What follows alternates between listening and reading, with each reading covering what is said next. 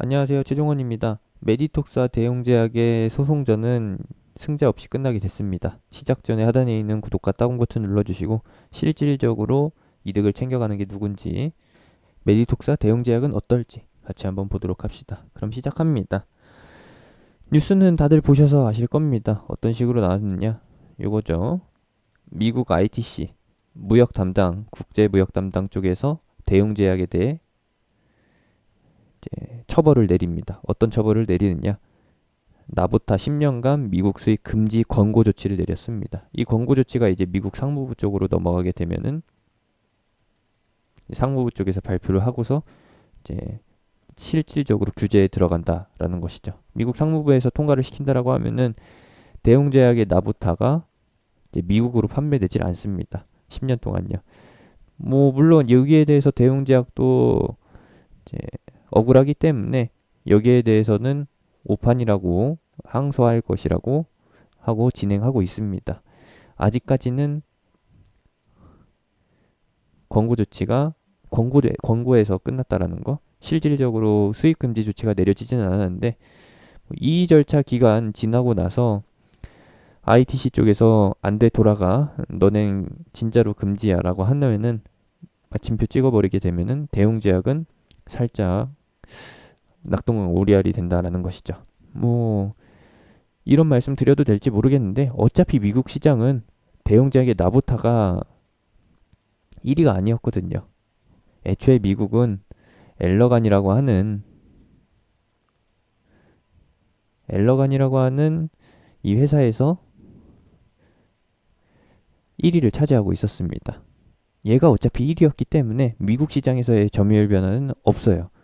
물론 미국 내에 있는 보톡스 기업에서 이제 반사이익을 얻어갈 것인데 국내 시장과는 무관하다라는 것이고, 결론적으로 보게 되면은 대형제약은 소송 기간, 항소 기간 동안, 이의 접수 기간 동안은 개별 악재라는 거, 단독 악재, 누구한테도 반사이익을 안겨주지 않는 악재라는 것이고, 메디톡스 같은 경우에는 어떻게 되느냐? 불확실성 해소가 됩니다. 승자의 뭐 영광 그런 것들도 생각나실 텐데 그거는 좀 잘못됐다라고 봐요. 왜냐? 이 소송전에서 중간에 불가피하게 어떠한 검사가 이루어졌는데 거기에서 뭐예요? 메디톡스의 메디톡신주가 가짜라는 루머가 나오게 되면서 거기에 대해서 검증에 들어갔었고, 그 검증 결과 식약처가 50ml, 100ml, 150ml짜리의 상품에 대해서 판매 금지 조치를 내리죠. 국내 판매 금지 조치가 내려졌기 때문에 메디톡스는 이번에 승기를 잡았더라도, 일부 불확실성이 해소됐더라도 그래도 바로바로 더 올라와 주기에는 조금 무리가 있다라는 거. 결정적으로 모든 낙수 효과를 가져가는 거는 다름이 아니고 다른 사람도 아니고 휴젤입니다. 어차피 국내 시장의 점유율 1위는 메디톡스에서 휴젤로 바뀐 지 오래됐었고 2위가 이제 메디톡스였는데, 이번에 식약처의 판매 금지 조치를 받게 되면서 1, 2위 간의 격차가 갈수록 벌어질 수밖에 없다라는 겁니다. 그래서 이번 사안을 통해서 가장 크게 이득을 가져가는 것은 휴젤. 1위와 2, 3위 간의 격차가 크게 벌어지는 사건으로 마무리가 되는 것이고요. 그래서 휴젤이 가져가는 것이고, 이제 메디톡스에서 조금 떨어져 나오는 점유율은 그 위에 휴젤과 그 아래쪽으로 분산되게 된다라는 거. 메디톡스도 기존의 매출은 어느 정도 준수하게 유지는 되는데 반사이익을 가져가는 게 너무나 선명하기 때문에 주가에는 실제 매출과 다르게 반영이 될 수 있다라는 것도 감안을 해주시면 되겠습니다. 그럼 차트로 보겠습니다. 휴젤 같은 경우에는 이번에 분명히 이득을 잘 챙겨갔어요. 물 들어올 때 노저울 하고 할 때 무상증자까지 해가지고 난리입니다. 난리예요, 난리. 이전에도 말씀드렸지만 무상증자는 주식수만 늘어나는 것이지 특별히 모멘텀이 발생되는 것도 아니고 실적에 변화가 생기는 것도 아닙니다. 호재처럼 보이는 아무것도 아닌 이슈인데 그거까지 다 끌어다가 주가를 끌어올리게 되죠. 무상증자 물량이 나오게 되는 날 매물 부담에 의해서 꺾입니다. 그 전까지는 이번 메디톡사 대웅제약의 그 반사이익을 계속 끌고 갈 예정인 것 같아요. 이렇게 봐주시면 되겠고, 메디톡사 이제 대웅제약의 관계를 보게 되면은 메디톡스 같은 경우에는 악재가 발생됐었던 위치를 모두 다 회복하고서 앞으로 좀 더 회복해 줄 것이다 라는 기대감이 이제 선반영되는 구간입니다. 아직 덜 반영됐어요. 더 반영될 예정인 거고, 대웅제약 같은 경우에는 뭐 자충수라고 하기도 좀 그렇지만 개별 악재에 놓여졌기 때문에 미국 시장 매출이 완전히 0으로 떨어지게 되는 중대한 기로에 서 있기 때문에 현재 악재가 반영되어서 주춤하고 있다. 그렇다고 해서 여기서 이전에 메디톡스가 하락했던 것처럼 확 무너지고 그런 건 아니에요.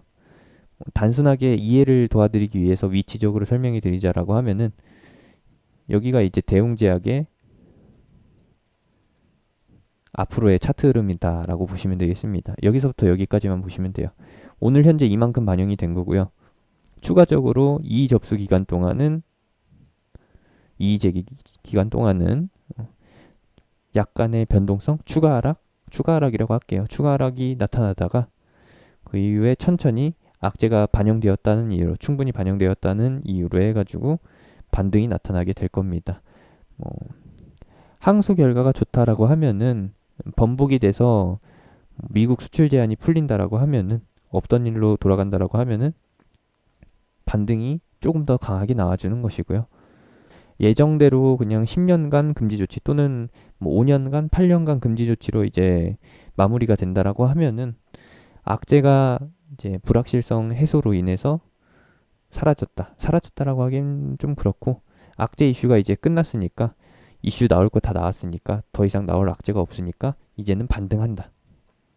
뭐 이해가 안 되시겠지만 불확실성 해소라는 점에서, 악재가 선반영됐다라는 점에서 이제 반등이 이어지게 될 겁니다. 메디톡스 차트 가지고 얘기해 드렸었는데 대웅제약 차트에 이런 식으로 나타날 수 있다라는 것만 감안을 해주시면 되겠습니다. 결론 다시 한번 요약을 해드리면은 대웅제약과 메디톡스와 대웅제약의 소송전에서 승자는 없었다.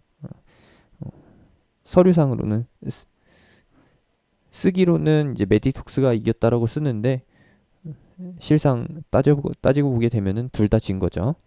소송 과정에서 밝혀진 메디톡스의 균주 바꿔치기, 그로 인한 국내 매출 감소, 대웅제약 같은 경우에는 이번 소송에 패자로 남게 되면서 미국 매출 깎아먹는 그런 결과, 손안대고 푼 것은 국내 시장의 점유율 1위였던 휴젤이었다 라는 것으로 마무리 짓겠습니다.